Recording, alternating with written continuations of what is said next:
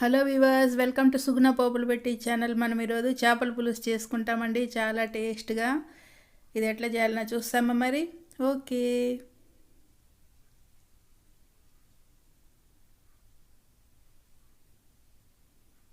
ముందుగా మిక్సీ జార్లోకి ఒక పెద్ద ఎర్రగడ్డలు, ఒక 2 ఎర్రగడ్డలు వేసి మిక్సీ గ్రైండ్ చేసుకుంటామండి.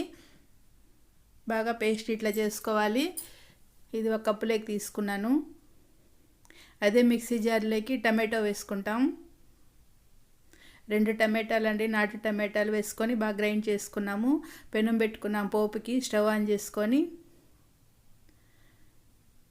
ఒక 2 గరిటెలంతా పల్లి నూనె వాడుతున్నానండి. ఇప్పుడు ఆవాలు, జీలకర్ర, మెంతులు వేసుకుంటాం పోపులోకి. ఆవాలు కొద్దిగా ఎక్కువ వేసానండి, చాలా బాగుంటుంది. ఇప్పుడు మనం గ్రైండ్ చేసి పెట్టుకున్న ఎర్రగడ్డ పేస్ట్ వేసేసుకున్నాం. నీళ్ళు వేయకుండా చేసుకోవాలండి ఎర్రగడ్డ పేస్ట్ని. ఇది బాగా ఫ్రై చేసుకుంటాం. ఇప్పుడు టమాటో పేస్ట్ కానీ వేసేసుకుంటాం. ఇది బాగా నూనె వదిలేంత వరకు మంచిగా ఫ్రై చేసుకోవాలి.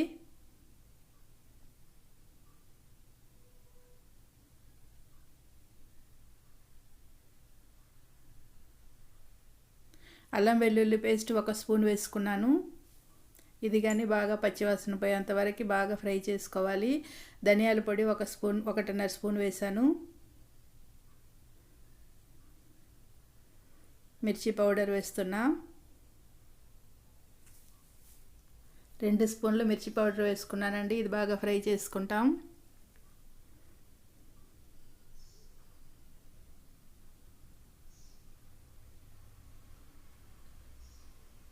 ఇట్లా వేయడం వల్ల మనకు ఆ పచ్చి వాసన అంతా పోయి చాలా బాగా టేస్ట్, కమ్మగా ఒక సువాసన వస్తుందండి. ఇప్పుడు ఇవన్నీ బాగా ఫ్రై అయినాయంటే, బాగా ఫ్రై అవుతున్నాయి. కొద్దిగా సాల్ట్ వేసుకుంటాం. ఇప్పుడు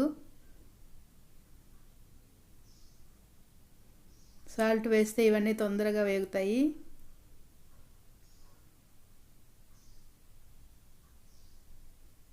ఇప్పుడు చింతపండు కలిపి పెట్టుకున్నామండి.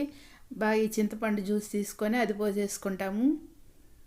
అది పోయడం మిస్ అయిందండి వీడియోలో. ఇప్పుడు ఈ చింతపండు జ్యూస్ పోసుకొని కొద్దిగా వాటర్ యాడ్ చేసుకోవాలి. మనకి తిక్కుగానే ఉండాలి ఈ పులుసు. మీకు ఒకవేళ నీళ్ళు కావాలంటే ఇంకొద్దిగా నీళ్ళుగానే యాడ్ చేసుకోవచ్చు. చింతపండు నీళ్ళు యాడ్ చేశానండి, అది మీకు వీడియో మిస్ అయింది. బాగా ఇట్లా కలుపుకోవాలి. ఇప్పుడు బాగా నూనె వదిలింది కదా పులుసు మంచిగా. ఇప్పుడు చేపలు వేసేసుకుంటాం. నూనె పైన వదిలేంత వరకు ఉడికించుకోవాలండి పులుసుని. పులుసు పోసినాక చింతపండు రసం బాగా ఒక 7-8 నిమిషాలకి బాగా ఇట్లా నూనె పైకి వస్తుంది. పైకి వచ్చినాక బాగా ఇట్లా చేపలు వేసి ఉడికించుకోవాలి. చేపలు వేసినాక ఒక 5-6 నిమిషాలే ఉడకాలండి. కొద్దిగా కరివేపాకు, కొద్దిగా కసూరి మెతి వాడుతున్నాను. కసూరి మెతి చాలా బాగుంటుంది పులుసులలోకి. ఇది బాగా పైన ఇట్లా ఒకసారి కలుపుకుంటాం. కొద్దిగా మిరియాల పొడి వేసుకుంటున్నాను.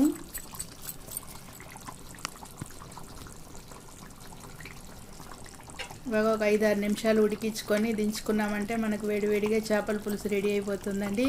ఇది ఒక 2 గంటల సేపు పెట్టి మళ్ళీ తినాలి. అప్పటికప్పుడు అంటే చేపలకి మసాలా పట్టదండి.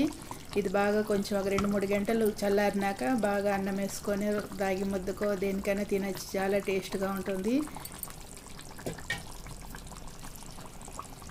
టేస్టీ చేపల పులుసు రెడీ అయిపోయిందండి. ఇది 2 గంటల తర్వాత చూడండి ఎంత బాగా సెట్ అయ్యింది.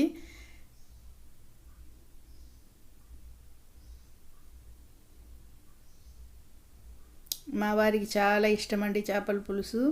ఇది రైస్తో సర్వ్ చేస్తున్నాను ఈరోజు నేను. చూడండి తిక్కుగా అయింది.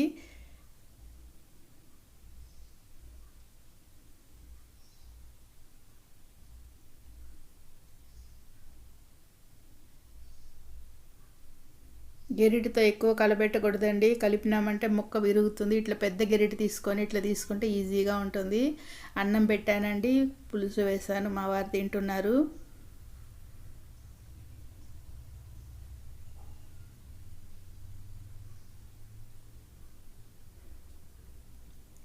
ఇట్లనే మీరు చేసుకోండి, చాలా టేస్ట్గా ఉంటుంది. మేము ఈరోజు చేపల పులుసుతో ఎంజాయ్ చేస్తామండి. మన ఛానల్ సబ్స్క్రైబ్ చేసుకోండి, లైక్ చేయండి, మీ ఫ్రెండ్స్కి షేర్ చేయండి. Okay viewers, bye.